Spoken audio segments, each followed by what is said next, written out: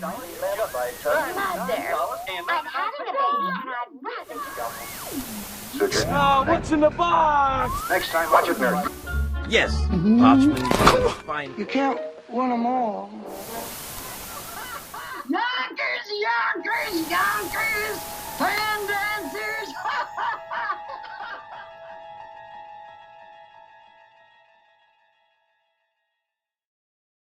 What's up, everyone? Welcome once again. Our Twilight Zone Review Marathon continues with a very polarizing episode. Some love it, some hate it. Today we'll be discussing what's in the box. As always, spoilers are ahead. What's in the Box was episode 24 from season 5. It was written by Martin Goldsmith and directed by Richard L. Baer. Rod Serling opened the show with a surprisingly upbeat tone, considering what was ahead. Tonight, Mr. Britt is going to watch a really big shoe. Something special for the cabbie who's seen everything. Joe Britt doesn't know it, but his flag is down and his meter's running. And he's in high gear on his way to the Twilight Zone. This show centered on Joe and Phyllis Britt, a bickering couple stuck in a marriage very obviously made in hell. Both leads were very strong in this episode.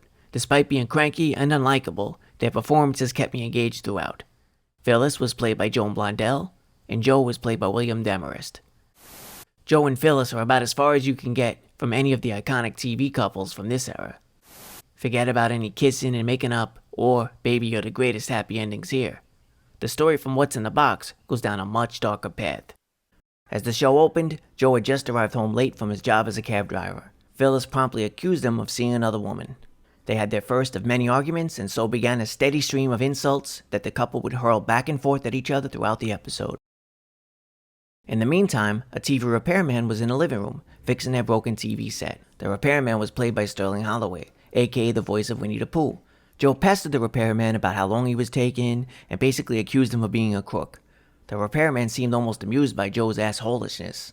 With that, he simply announced the TV was fixed, the job was free, and he exited with the single greatest shit-eating grin in the history of television. You can't win them all. Joe quickly realized the TV was getting Channel 10, which was a big deal back then when only a few channels were available.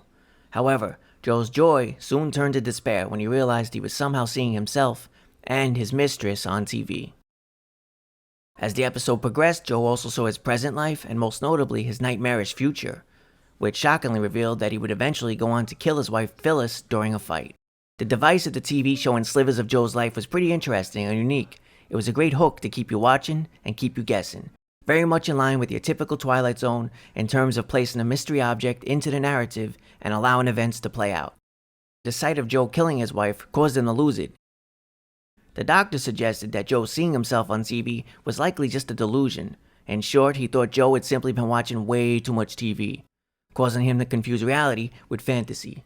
The couch potato, the complete vegetable, each sold separately. After witnessing himself killing his wife, Joe was very shaken. With that, he gave it a shot and tried making up with his wife. He accepted the blame for their constant fights, and he even gave a sort of half-assed confession to cheating. Joe's attempt to make things better only made things way worse. Phyllis rejected his weak attempt at reconciliation. Shortly thereafter, their final fight began. Joe saw one last insane vision, his own execution. And at this point, the episode went completely off the rails. What do you see, Joe? Fan dancers? Did you see him, Joe? Yonkers, yonkers, yonkers. You call yourself a wife? And of course, the fight ended with Phyllis getting punched out the window. Thus, everything Joe saw on TV came to pass. As Joe was hauled away and arrested, he saw the TV repairman one last time. You will recommend my service, won't you? The next time your TV set is on the blink, when you're in the need of a first-rate repairman, may we suggest our own specialist, factory-trained, prompt, honest, 24-hour service. You won't find him in the phone book, but his office is conveniently located in the Twilight Zone. So what in God's name was this episode really about?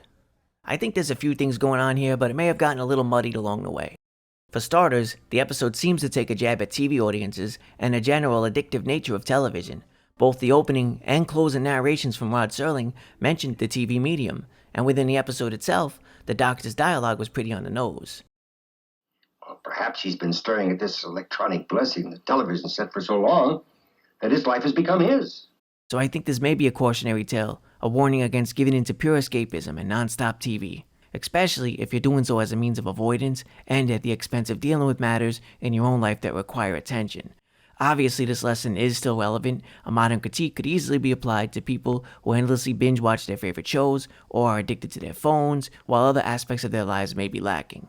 Getting back to this episode, Joe was burned out and likely feeling guilty over his actions. However, he was also unable or unwilling to repair his marriage. He used TV as an escape. Phyllis too was miserable. She stuck it out with Joe. She gave the best years of her life, as she said, but she was unappreciated, and worst of all, she was betrayed. Joe's biggest issue was that his marriage was in the toilet. However, all he seemed to care about was watching wrestling. Well, that and driving to Yonkers and fan dancers. Yonkers, Yonkers, Yonkers! I did have a few other observations regarding this episode. First, what was up with that TV repairman? Is he a devil of sorts? I lean toward the repairman being a resident of the Twilight Zone. He's certainly an oddball, and no angel. He didn't intervene to help the couple, and he didn't seem bothered by their horrible end. So, did the repairman kickstart these events simply because Joe gave him a hard time in the beginning of the show? Obviously, this repairman is gifted with some sort of creepy powers. He can wire a TV to show viewers their own lives, and even their future. So why would this seemingly very powerful being care about being insulted by a cranky, bitter old man? Joe seems like the type of guy who curses out 100 people before lunch. Then again, even the Greek gods were depicted as being petty and vindictive. Did the TV repairman and his fixed TV manipulate events? Or was this couple just doomed? Joe seeing himself on TV did start a domino effect that led to Phyllis' death and Joe being sent to the electric chair. In this case, Joe did try to avoid his bleak future, but in doing so, he just helped bring it about.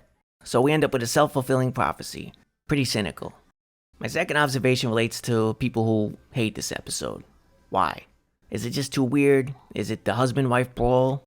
I don't know. Maybe the dislike just comes from the general discomfort of being stuck watching a bickering couple. If you've ever been in an elevator or maybe a restaurant and overheard a couple fighting, it's not pleasant. Whatever the case may be, watching two people tear each other apart isn't exactly fun. Joe and Phyllis are both quite miserable. They play their parts well, maybe a little too well. An alternate Twilight Zone twist might have seen a couple somehow reconcile, thus avoiding their grim fate as seen on TV. Although that ending may not have been as memorable. Again, the episode has people who love it and hate it. I think I'm somewhere in the middle. I like it, but interestingly, I liked it a lot more in the second viewing. On my first watch, the fight did come off as bizarre and comical. The tone of the episode felt a little all over the place, but these problems, for whatever reason, were less jarring on my second viewing. Earlier on, I also mentioned that the episode got a bit muddy along the way in terms of its overall meaning. Well, I think there was just too much going on here. The episode has solid ideas and themes, but they clash with each other, no pun intended. So on the surface, this episode feels like it's about Joe and Phyllis and their deteriorating marriage. But then you also have the weird TV visions. There's also a critique regarding addiction to television. You also have a mystery repairman. You also have the idea of a self-fulfilling prophecy. That's a lot to take in a half hour. All that said, I still recommend this episode. I'll admit though, it's obviously not for everyone. I give this one 3 out of 5 broken TVs.